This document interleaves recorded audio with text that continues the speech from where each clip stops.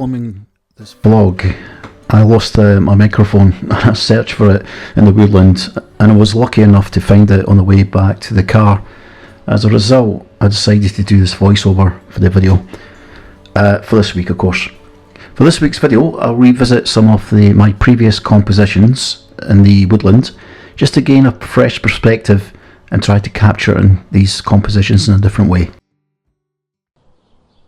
I love photography, and it has led me to appreciate subjects I capture through my camera lens. Trees in particular fascinate me. I'm intrigued by Simon Baxter, the photographer, is dedicated to trees and how he photographs trees and his philosophy on trees, etc. And I want to of course understand why trees have a calming and a relaxing effect on us, whether I am taking a walk in the forest or simply just photographing them. Trees have a special appeal, and I find that truly captivating. Each week I'll be doing some facts on trees. It's just something I love to do because I enjoy this genre of photography so much. And the first one is Silver Birch. Silver Birch is a pioneer species that helps establish new woodlands, and it's a hardy and a deep-rooted tree that can also protect other young trees as they grow. Of course, climate change may make it vulnerable to drought, but silver birch is still increasingly used in forestry. There are 60 species of birch trees. Their shoots are slender with big, conic, often sticky buds, and birch trees can only live up to from 80 years to 120 years. When the bark of birch trees is damaged, a fungus can infect them, leading to a disease that can cause the most damage and disfigurement in the paper. Yellow and sweet black birch, the fungus enters the bark through the wounds and creates cankers, just like we see in this image here of this birch tree. There's a lot of damage to this bark.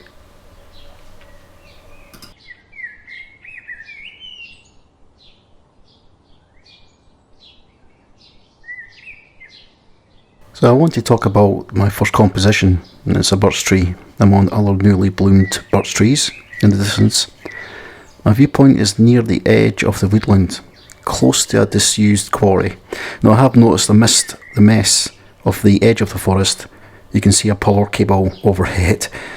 So it just shows you it's interesting how good images can come from even the most unattractive places to photograph.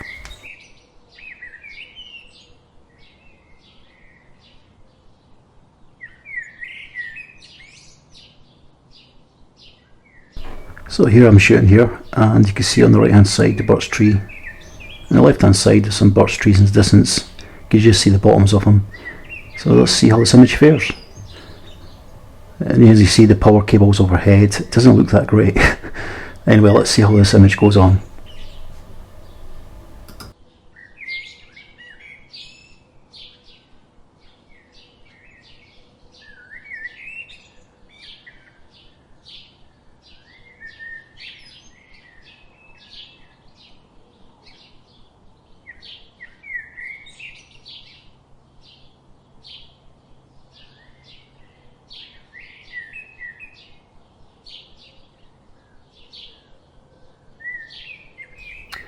Searching for something unique to capture on camera that you have already photographed multiple times.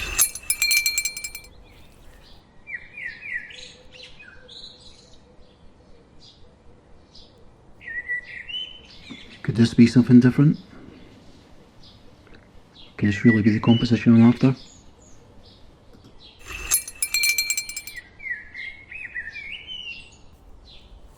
Struggling to find a composition on this one. Do I give up? Just get in the car and drive home? What do I do?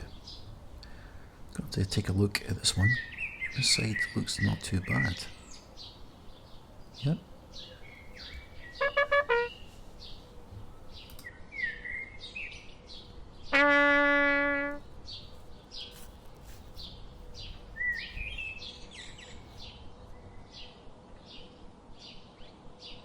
This is a beautiful, gnarly, old oak tree, but I'm not taking a picture of the full tree. I'm just actually closing in, just picking out some detail of it. And if it works the way I want it to work, then it's something different I'm trying to do.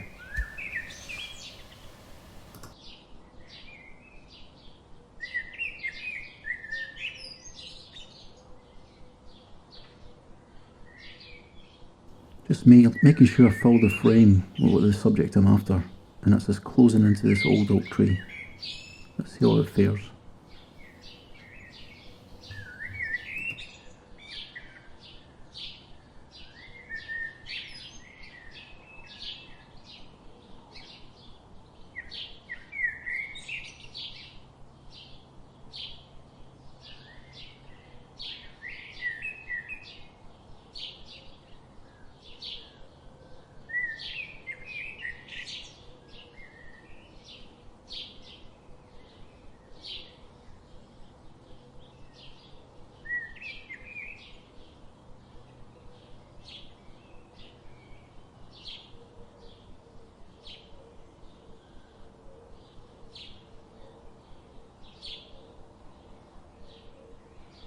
A few videos ago from last year I took an image of an old ash tree, which you see here, and I kind of referenced it to an old flag or a ruined flag.